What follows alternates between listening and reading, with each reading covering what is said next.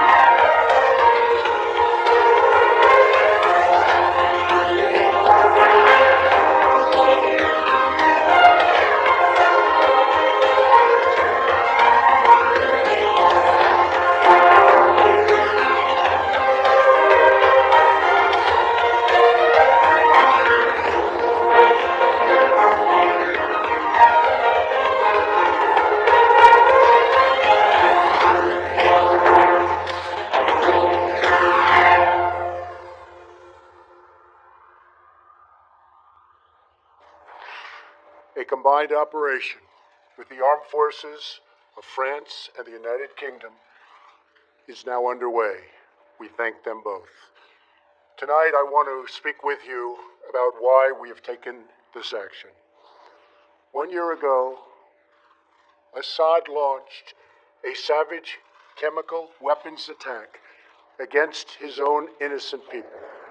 The United States responded with 58 missile strikes that destroyed 20% of the Syrian Air Force. Well, good evening, ladies and gentlemen. As the world knows, the Syrian people have suffered terribly under the prolonged brutality of the Assad regime. On April 7th, the regime decided to again defy the norms of civilized people, showing callous disregard for international law by using chemical weapons to murder women, children, and other innocents. We and our allies find these atrocities inexcusable. As our Commander-in-Chief, the President has the authority under Article 2 of the Constitution to use military force overseas to defend important United States national interests. The United States has vital national interest in averting a worsening catastrophe in Syria and specifically deterring the use and proliferation of chemical weapons. Last year, in response to a chemical weapons attack against civilians and to signal the regime to cease chemical weapons use, we targeted the military base from which the weapons were delivered. Earlier today, President Trump directed the U.S. military to conduct operations in consonance with our allies, to destroy the Syrian regime's chemical weapons research, development, and production capability. Tonight, France, the United Kingdom, and the United States took decisive action to strike the Syrian chemical weapons infrastructure. Clearly, the Assad regime did not get the message last year. This time, our allies and we have struck harder. Together, we have sent a clear message to Assad and his murderous lieutenants that they should not perpetrate another chemical weapons attack for which they will be held accountable. The 70 nations in the Defeat ISIS coalition remain committed to defeating ISIS in Syria. The strike tonight separately demonstrates international resolve to prevent chemical weapons from being used on anyone under any circumstance in contravention of international law. I want to emphasize that these strikes are directed at the Syrian regime. In conducting these strikes, we have gone to great lengths to avoid civilian and foreign casualties. But it is a time for all civilized nations to urgently unite in ending the Syrian civil war by supporting the United Nations-backed Geneva peace process. In accordance with the Chemical Weapons Convention prohibiting the use of such weapons, we urge responsible nations to condemn the Assad regime and to join us in our firm resolve to prevent chemical weapons from being used again.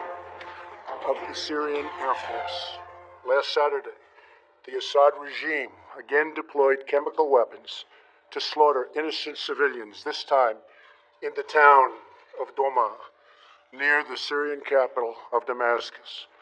This massacre was a significant escalation in a pattern of chemical weapons use by that very terrible regime.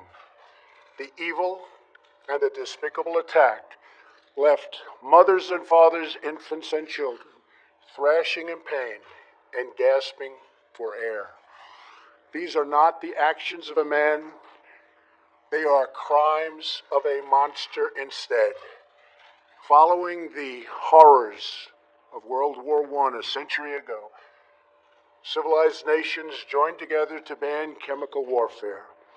Chemical weapons are uniquely dangerous, not only because they inflict gruesome suffering, but because even small amounts can unleash widespread devastation.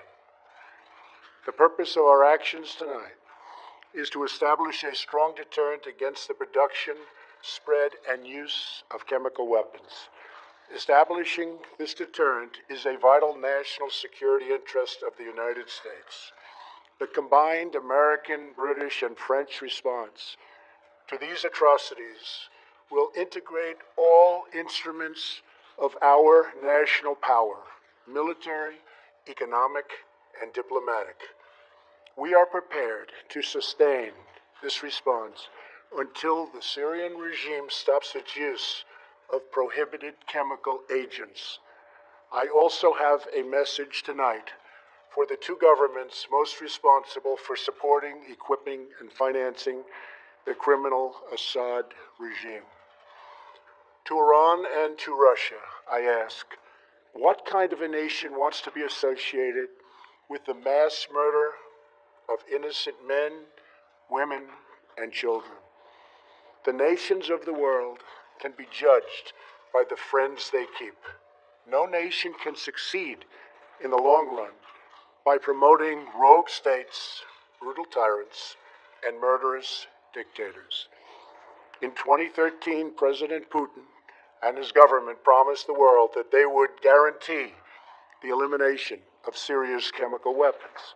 Assad's recent attack and today's response are the direct result of Russia's failure to keep that promise.